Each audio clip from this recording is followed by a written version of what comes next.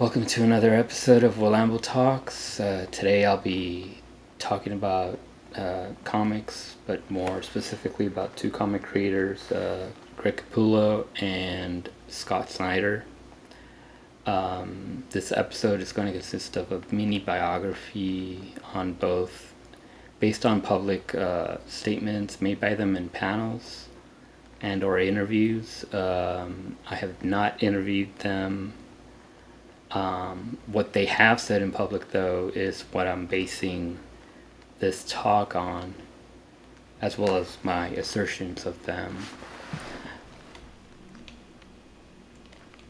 So I will start with my conclusion, and I will work my way back to it. So what drew me to them was their interviews on how they came from different backgrounds, both personally and professionally, and found a way to put aside their egos for the betterment of the story. As the years passed, after being put together for the first issue of New 52 Batman in 2011, their personal relationship grew to become a genuine friendship. So how do I think they complement each other?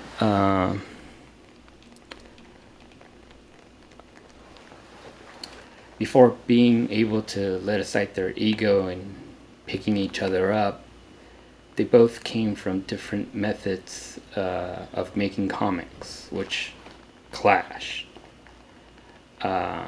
So a repeated anecdote that they state is Scott saying that at first he would say to Greg, your art is getting in the way of my writing, and Greg rebutting, Scott, your words are getting in the way of my art. So why do I appreciate these two people who clashed at the beginning and then became good friends? It pretty much boils down to Greg, who I'm wearing a shirt of his fan base, the Capullo Army, who has more life experience, yet not as much formal education as Scott, but he helps Scott deal with his anxiety.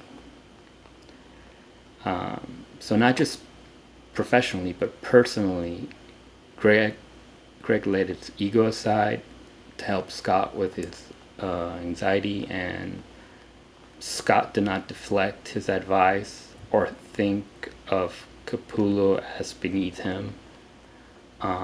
It was the opposite. Scott was receptive to the advice given by, someone with more life experience,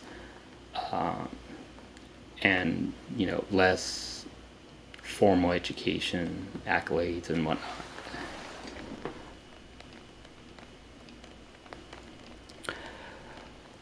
So all of the formal education and professional accolades that Scott acquired over the years cannot help him cope, with his anxiety. Especially that of writing New 52 Batman in the beginning, starting with issue 1. So per issue, Greg stepped in and heard Scott out with regards to his anxiety and ways to manage it. One of the ways he did it was to expand Scott's perspective.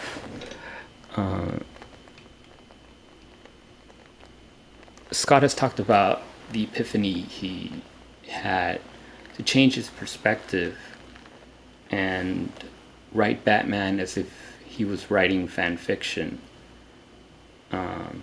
And if this was the last issue of fan fiction, he would write about Batman. So in hindsight, we know otherwise. That, they stayed together throughout the entire run and have done other projects together. But at the time, no one knew, even they didn't, if they would stay together. So it did the trick, and he was able to go through and get through his first story arc, Court of Owls, and as he wrote it, we get signs of, the stories that were to follow. And in the first arc, within the first few pages, he begins with writing this speech that Bruce Wayne speaks at a formal charity ball, and with a lot of high public figures in that event, and he ends it with he starts it with Gotham is known to be, and he goes on a litany of negative attributions, and then he flips it and talks about how he wants to change that so that the people themselves in Gotham think of Gotham as a place of hope, as a place of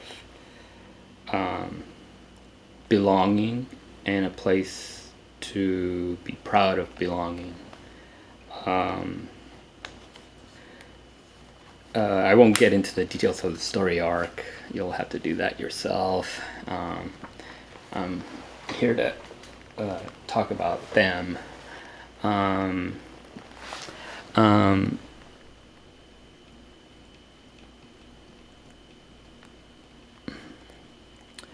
So ultimately, Scott channeled his anxiety into themes, characters and story arcs, and dialogue that became cathartic.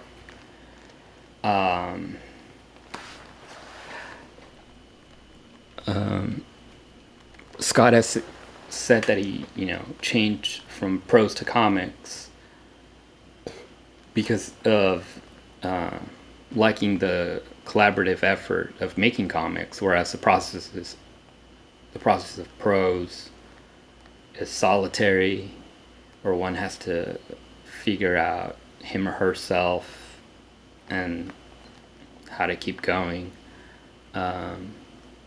both professionally and personally. I quickly will show the first arc, and the page I was talking about where he ends in building a new, better Gotham,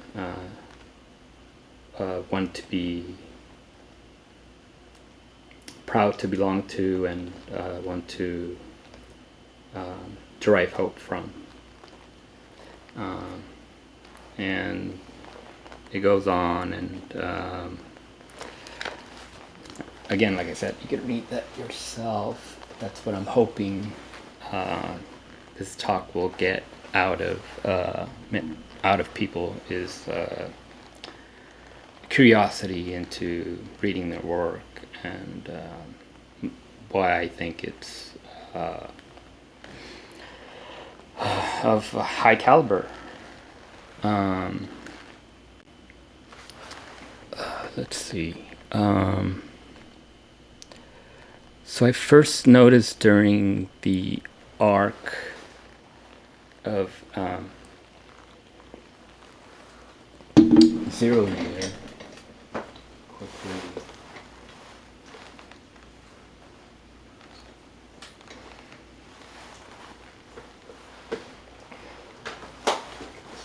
Okay, sorry about that. Just trying to Okay. Okay. Again, uh, sorry about not having it ready. But this is from the story arc of Zero Year, and this is where I first believed that he was using his own life as a way to write a story about, you know, his anxieties of the time and before, um, and overcoming them, um, uh, with the emphasis being the people of Gotham overcoming their demons, um, not necessarily relying on Batman. The first story arc, it's not necessarily clear that intention. Like I said, the first story arc, Court of Owls, is one where he attempts to write a story unique uh, of Batman, because again, the character had been written for about 70 years when he was writing it, and so the pressure was, how do you make your own mark on a character that's been through so many situations for decades? It's like, what has he not been through? And so the first story arc was really to make a mark on the character, and then eventually it became not just making a mark on the character, um, with the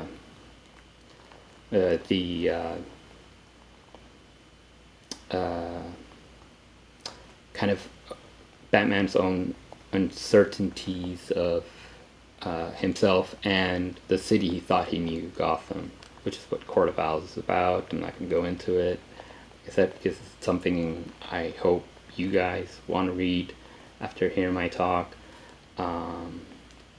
And so yeah, I did want to mention or show the panel where I think he showed his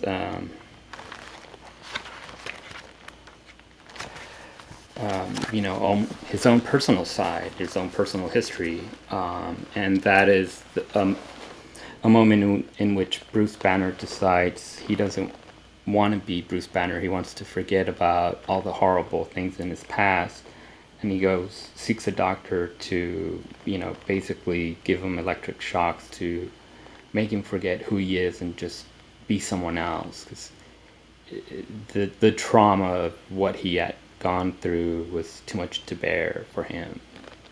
And so this is not just a way to make a mark on the character of Batman, but the story arc is also one where Batman attempts to show the people of Gotham that they should believe in themselves, fight their own demons, and make Gotham a better place to both feel that they're a part of, and not necessarily be ashamed or think negative attributes towards the city. Like I mentioned, Bruce stating in his speech at the charity ball. So yeah, the story arc of Zero Year to me showed me that, and then every story arc after that reinforced it.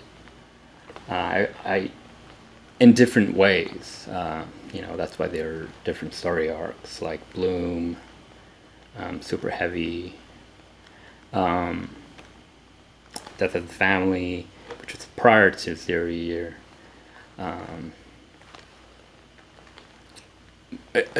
And that one deals with his own Scott's own issues regarding family. Okay, now I'm gonna move on to I think the guy who held the glue together, Greg Capullo. So where do I start? I guess with what has helped him cope with life, which is his belief in persevering. It was in facing adversity his whole life that made him comfortable conceptualizing these dark themes that SNYDER was uncomfortable with. And as Greg described it when he was, for example, drawing for the story arc of Death of the Family, he didn't feel like he was stepping into something dark he could not get out of. In fact, he stated he felt like he was wearing a comfortable robe and warm slippers. So Capullo went from job to job growing up, and at one point he knew he could draw and make a profession out of it, and asked his mother if he could live at her place for a year, hone his art skills, and make a portfolio ready to I guess tackle the art world and then try to make a name for himself, and try to make art a profession that he would go on the rest of his life with.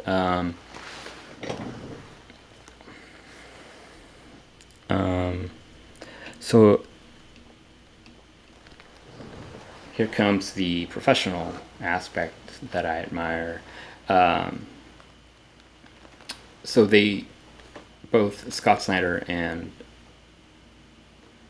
Greg Capullo, clashed because they came from different methods of making comic books. As many of you know, the Marvel method is a loose script, heavily relying on the artist's interpretation of that script. This followed Greg when he moved to Image. Again, loose script and reliance on his interpretation. He was free to experiment with as many panels, angles, viewpoints, when he was at Image. And then he comes to DC and is put together with Scott, who comes from, like I said, prose, who comes from a very detail-oriented method of writing a script for a comic book. Because as some say, with regards to comic book writers, if it's this is mostly artists, pencilers, and whatnot. If it's not written in a script, they're free to interpret it as they wish, and so that's why Scott had a very structured approach to every story arc, every issue, whereas Capullo was not used to it. So, at first they clashed,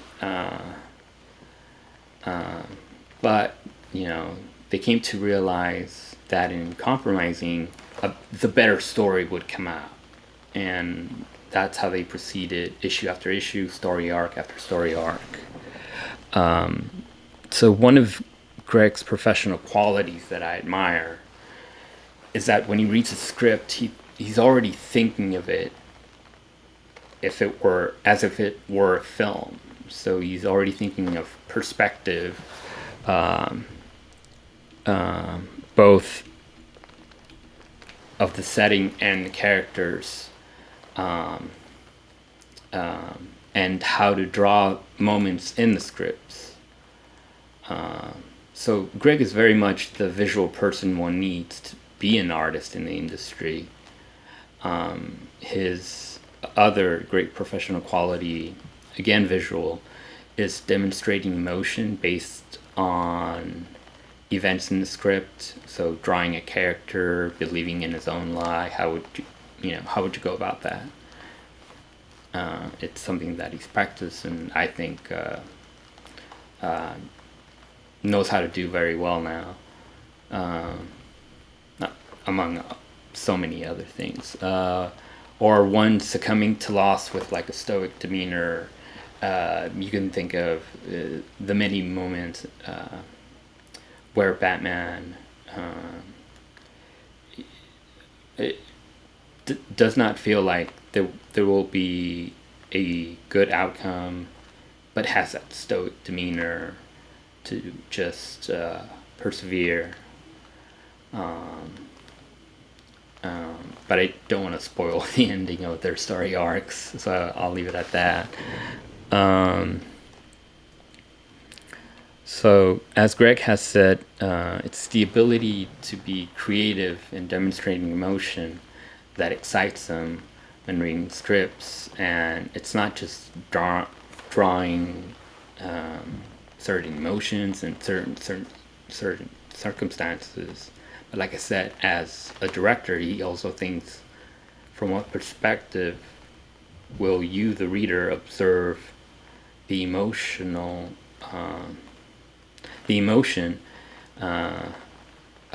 the characters. And this is where he uses setting to both as means for symbolism and also regarding the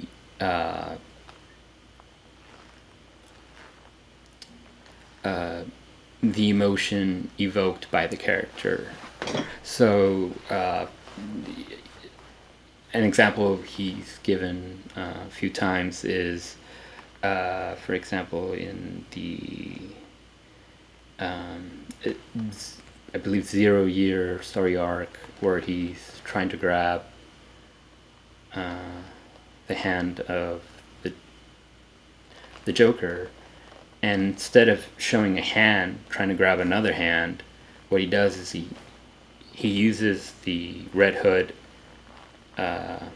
mask that they wear, which is reflective, to draw Batman trying to reach for him. And that's what I mean by,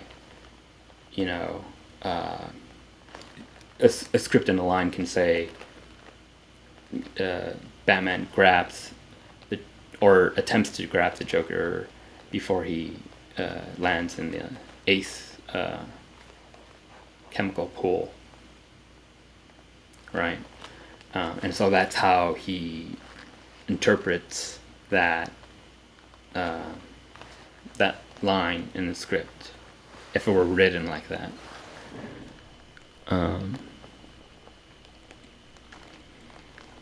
So this is why I admire Greg Capullo and Scott Snyder, both personally and professionally. And I say this because I admire this dynamic duo, if you will, and I hope that this will be of some spark, or spark your own interest in Scott Snyder and Greg Capullo's work. and how well they fit in terms of storytelling and art and perspective and everything they bring as a package together. So I'll quickly show you some of the covers of some of their story arcs, and that'll be it. I do not want to show anything that I've collected or any pictures of me with them, show you any pictures of me with them, because this talk is not about that. It's not about me showing off what I have of Capullo and SNYDER. It's about showing you what I appreciate about them, and I don't want to show things that I've collected and whatnot, because I'm not sure that the person on the other side of the screen has had the time, the money, or whatever obstacle has come in the way, distance, from being able to meet Greg and Scott. So it wouldn't be, I would never want to do that. That's showboating, and I'm not for that.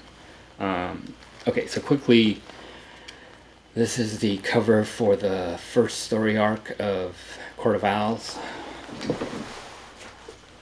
This is the cover arc for the ending story arc of Court of Owls.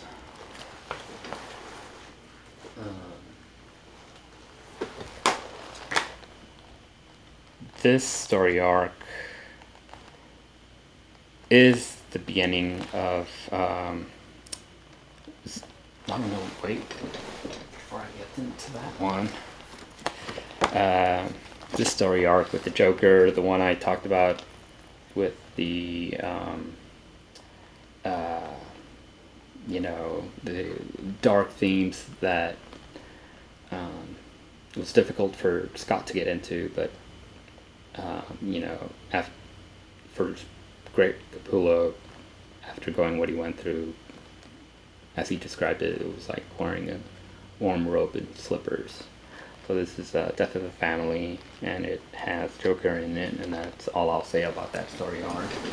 And then the story arc of 0 Year begins as he puts on the cowl for the first time. And I guess the only other spoiler, I guess, is to say that the villain in this story arc is the Riddler. But as you can tell from the cover of this issue and latter half of 0 Year story arc,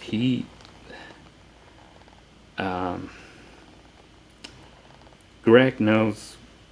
You can see that Greg puts thought into the perspective that he wants to show you, because being someone like Batman is a solitary thing, kind of like writing prose. And so yeah, he definitely shows both the determination, but also the sense of loss in being driven and solely driven to fight crime. The colorist here is FCO Placencia, which his coloring blows me out of my mind. Let's see. And then we have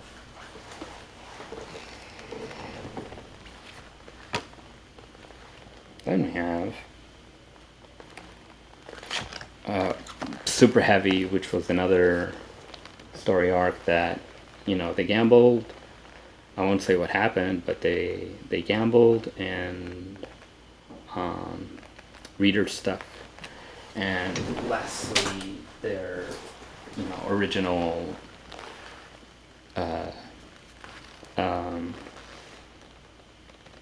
I guess villain, Bloom, which again is one of the things that makes them great, is that it's a story about a villain who seduces people into thinking that if follow me, I will be able to alleviate you from the pressures of your life as long as you follow me and whatnot. And again, in this story arc, he shows that not only does Batman try to stop the villain, but he tries to show the people of Gotham themselves that they don't have to succumb to someone like Bloom. So having said all that and shown you all that, I hope you enjoyed this talk. The next talk will be about history, and here's to Greg and Scott. Bye, guys.